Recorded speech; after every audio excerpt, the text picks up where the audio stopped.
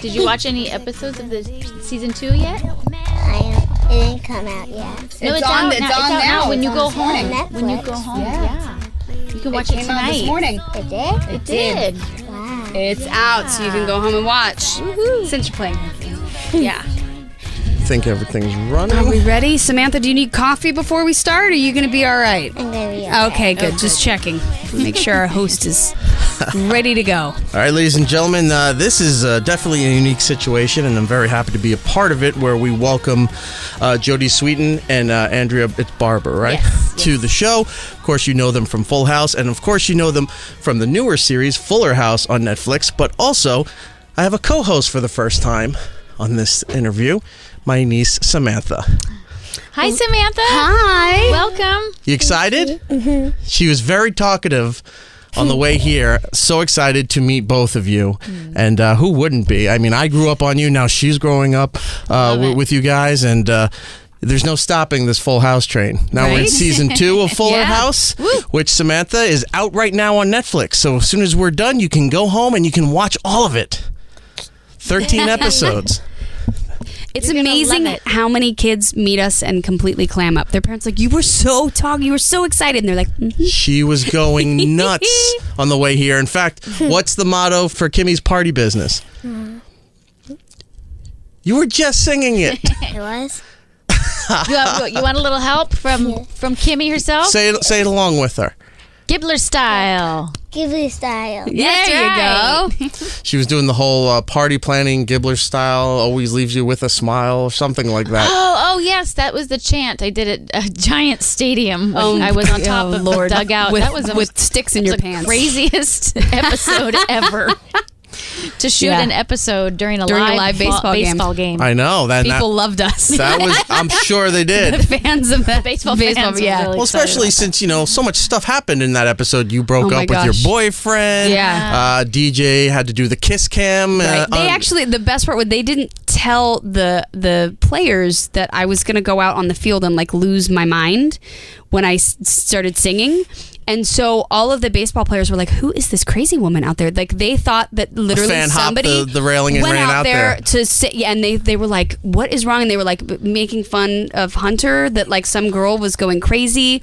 The Dodgers they were playing the Dodgers. They had no idea that we were even shooting there. The poor baseball players were like, what is wrong? Then they found out Fuller House was taping there, and they were like, really, guys? We're trying to play a baseball game here. Well, you were the reason he was having a hitting slump. I know. So there was different levels to be upset with you on this. So many, yeah. But that's still an amazing experience, It was to be so out there in crazy. front of a full jam-packed stadium shooting a television show while a baseball game's supposed to be going on. And it was a Dodgers Giants game, which is a huge rivalry, yeah. and so it was packed, and it was I remember Jeff was like, "Okay, go sing." I was like, "Oh, great! My first time singing in front of people, and it's gonna be a packed house, and I get to act like a crazy person." It would have been so great if they didn't clear it and then he just had you run out on the field with the cameras running. Right? Just and even the guerrilla Giants are style, like, "What is going on here?" That was It's just guerrilla style shooting for Fuller Yes. House. But that was season 1, and that was people were so excited when they initially heard that there was going to be something coming back. Yes. Mm-hmm. And then season 1 comes out, and through the roof, everyone's going crazy. Not even just the kids, but adults are going Full House is back. Now it's Fuller House, and I already binge watched the first 13 episodes, and people are complaining on Monday, I need another season, and it just came out. Now season 2 is here. Where are we going with everybody here? What do we have to look forward to in season 2? Oh, lots of fun things in season 2. It's our holiday-centric season, so you're going to see Halloween, Thanksgiving, Christmas, New Year's Eve, which is perfect because everybody's in the holiday spirit. I was just going to ask, because of a December release date, did they do the Christmas episode? Because that was something you always look forward to on a regular episodic show on network television, was the Christmas episode. The Christmas episode is especially hilarious, and Andrea just does an amazing job as the Rat King. In the Nutcracker. I sort of crashed the Nutcracker trying to help. It's so funny. I mean, it's just so Well, at least funny. it wasn't the Rat King from Ninja Turtles. That's a whole other Rat King. Yeah, exactly. And that episode, our Christmas episode, was directed by Dave Coulier, who plays Joey. So that's especially special for us because it was his first time directing anything. Yeah. I was going to say, he did so awesome. Didn't Bob direct some episodes back in the original series? I thought they were all trying to take when you've been on a series so long, sometimes not only you're acting, you do get a chance to, if you've been there long enough, right, to dabble in writing or directing an episode, something like that. So this was the first? No, this was the first. Wow. Yeah. Is this something that you guys would look forward to doing? Yeah, I mean, I would love to. I would love to. I don't know if it'll ever happen on this show, but it's definitely something that I. Well, it's on Netflix. Anything goes. Right? Stephanie wants to direct an episode. I'm going to direct Stranger Things. I'll just jump in there, start to aim high.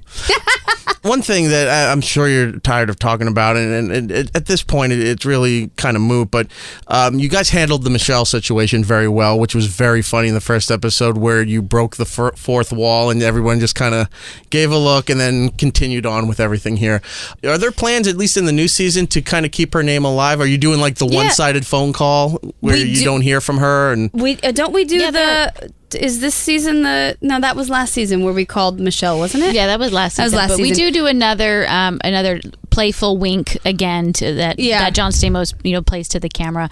Fans are going to love that. And Michelle is referenced. She's still a part of the show. The character's still part of the show, even though the Olsens chose not to come back, and that's fine. The door's always open if they ever change their minds. But yeah, it's a great series no matter who shows up, and all of the legacy cast minus the Olsens do show up for these big holiday moments like the big Thanksgiving dinner and Christmas and New Year's Eve. Well, that's great, because I always loved in like when you were growing up and watching classic sitcoms, you didn't know until you were older that when a character had been there for a while and they left, and then they would just do the one-sided phone call, or Chrissy sent us a package, and then it's about her but without the character being there. Right. And it's just fun to see that nod to that kind of thing, where sitcoms don't do that anymore. Once people are out of a sitcom or a drama or something like that, they're gone. Right. Unless they had some kind of tragic ending, they're never referenced again. Right. But it's nice that you guys are still having fun with that and playing with that. Well, we do like maybe one or two mentions, a season, but then the rest of the time we focus on, sort of the great show that exists with everybody that came back, and I think people are really finding that, we have a really great show, and also a great show, that sort of stands on its own, even for people that never watched Full House. You can watch Fuller House and still enjoy it as its own unique without show. having to know the history. Right. I mean, it's fun to know the history because there's little Easter eggs of different cast members that come back, and we have a lot of that this season with Gia comes back, Stephanie's troublemaking friend. Mm-hmm. We've got Kimmy and DJ have a high school reunion episode, so there's a lot of people. But we try to have those nods to the original show, but also to really create a fun television show that is its own thing. And you mentioned John Stamos. Look, anytime he looks at the camera, I admit it, I'll swoon too. I mean, the man is gorgeous. So how do you not? Yes. It's just like, look at those eyes. You have to break down and just bask in the awe of John Stamos. It was great to see that they gave Kimmy a very lively occupation, because it does fit her personality. It would have been kind of Kimmy. I think disappointing if you were just, like if you were working in an office or in a corporate environment or something like that, or even retail. This is that you come and go, make your own hours, because that's what Kimmy did even as a kid. She'd walk in and out of the house. Nobody has like a real Nobody has a 9 to 5. Right. It's all very flexible Stephanie's hours. job is also interesting, being a world famous DJ, because you would think, as you go to different places, people would recognize a world famous DJ as they do now. Like if Steve Aoki walked into a nightclub or walked into the pet shop or something like that, everybody like, oh my God, that's Steve Aoki. Right. And nobody recognizes Stephanie, so she can still kind of play a little incognito. She did the dead mouse thing where she wore like a headpiece so that nobody really knew what, and she kind of got away with it. I don't know. I'm just making up stuff. Do we explore any of Stephanie's DJ adventures? Well, she has some of her DJ adventures, but this year, Steph is working on her singing career, and actually, it was really fun and exciting. We recorded a song called "The Boy Next Door" for this season, and they released it on iTunes. It also came out today, iTunes and Amazon, and you can purchase the single that we released in the show. So, Steph is working on her singing career a little bit more this season, and I think that's hopefully going to continue. There's so many things about this show that I can't imagine that you haven't been asked already for the length that this show has been around. What would people be surprised that you haven't been asked? Like, what would you like to talk about that people never ask you about, either from your Full House days or your Fuller House days? Oh man, that's a really good question. I don't know. I think we've been asked every single question ever. Yeah. I don't know. I wish we could think of something really awesome and unique, but think most of the stuff we've been pretty out there with and have covered a lot of it. I don't know. What do you want to know, Samantha? Yeah, Samantha? Do you have any questions? What do you want to know about the show? My mom has a question. Okay, what's your mom's question? She wants to know if you ever made like an embarrassing thing on set. If an embarrassing thing on set ever happened?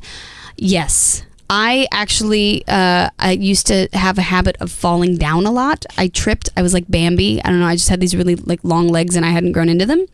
And we had what was called a gag reel or like a blooper reel at the end of every season.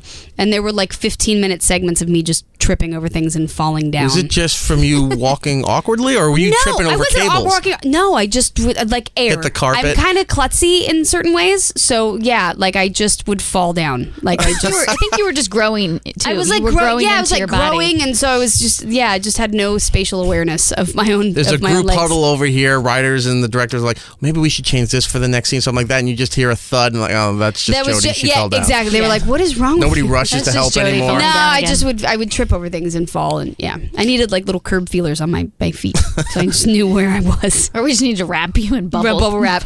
What about you, Andrea? Embarrassing. I do embarrassing things every single day as part of my job description. So offset, no, but on set, yeah, I do. Doing the Gibbler Gallop, dressing in crazy clothes, dressing as the Rat King in the Nutcracker, and doing Thriller moves like these. I do stuff embarrassing every single week for this show. You mentioned the crazy clothes. How much input did you have to Kimmy's wardrobe in the original series? Oh, in the original series, I hated. Did they purposely just try to make things more and more awkward? Like she needs more orange and brown. Yeah, I hated it. I you don't look awkward enough at age 15. They had to throw on some neon leggings. Yeah, and a crazy wig. I applauded you, man, because you had to survive like middle school and high school wearing Kimmy Gibbler outfits, and you did it and well. Mismatched patterns. Thank you, yes. Thank you, Jodie. But this season, or this time around, I have a little more input into the wardrobe, and I think it's still unique and a little wacky and offbeat, but I think it's fashionable. It's sort of like more like a Carrie Bradshaw type. Yeah, it's fun and it's a little eccentric. The Gibbler collection. Yeah, exactly. At Walmart. I do.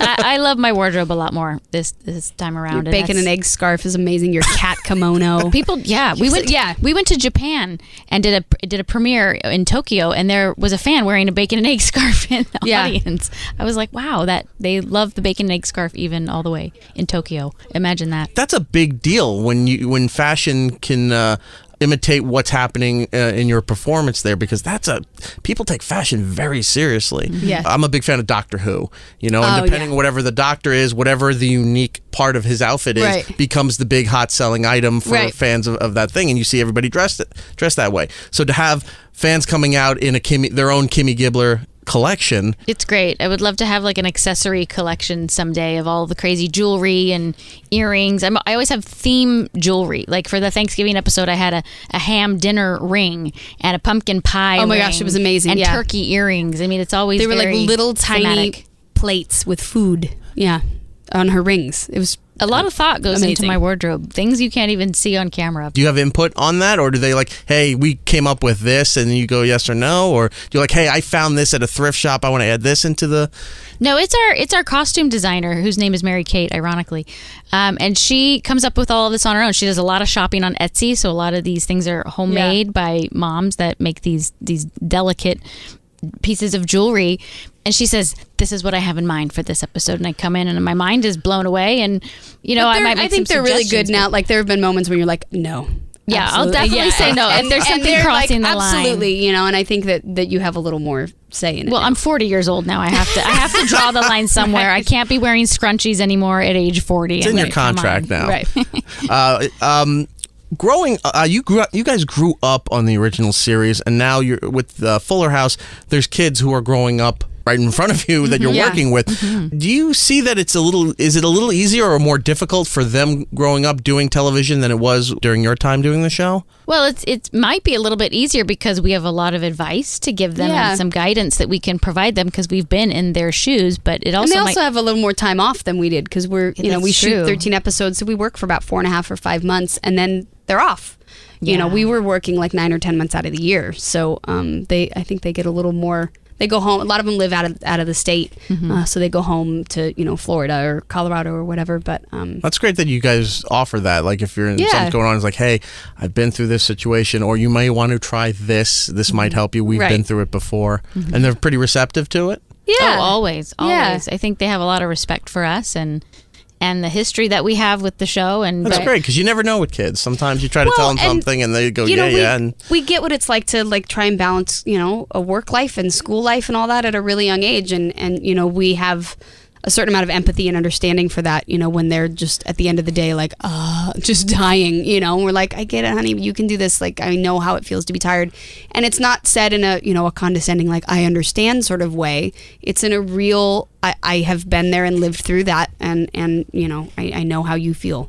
Mm-hmm. I have a question about Kimmy's status as far as the show goes. Towards the end of the last season, you officially got divorced, but then he reproposed and you accepted. With a falcon. And then you decided that you didn't want to get married. You'll stay engaged, but didn't want to get married because you still wanted to live at the house. Yeah. Now, going into the next season, are you dealing... is there a lot of stress with that where you're engaged, and is he pushing to get married again, or are you just, okay, cool, we are where we're at and we can live our lives this way? Well, Fernando moves into the Tanner or Fuller house at the beginning of the season, which causes a little bit of tension because not everybody wants him. Please tell me he's in Joey's alcove. No, he's in my bedroom, which is up in the attic. Okay, it would be great if he's just right there in the living room. Right in the attic, yeah. No, that would be epic, though, if he was in the alcove. God, but remember no, when Joey lives in the alcove? It was so weird.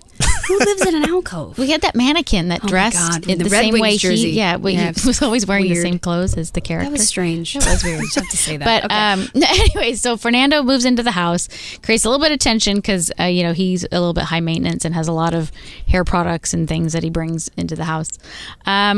But our relationship kind of stays the same. We're more focused on being parents to Ramona, who goes through some very big milestones. She has her first kiss this season, and the kids deal with some cyberbullying, which is a new topic that we never had to deal with on the original show.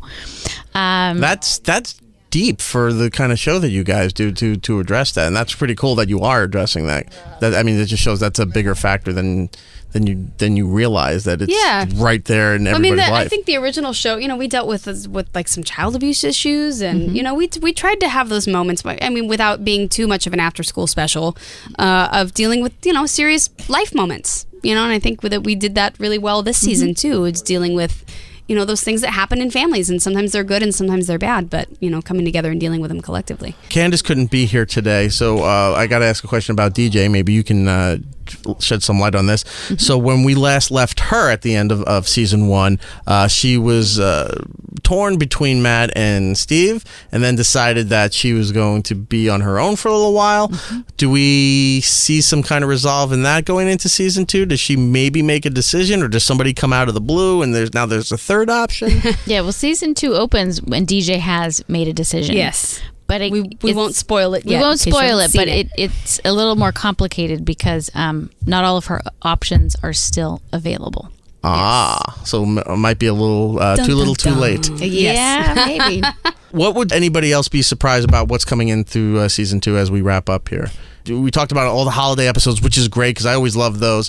But is there anything really out of the blue, kind of special that's coming up this season that they should look forward to? Well, our Halloween episode, it should win some awards for makeup because the makeup is outstanding, especially on Jodie, who plays... I spent about 4.5 hours in makeup. Oh, man. And that was just to put it on. To take it off, it took another...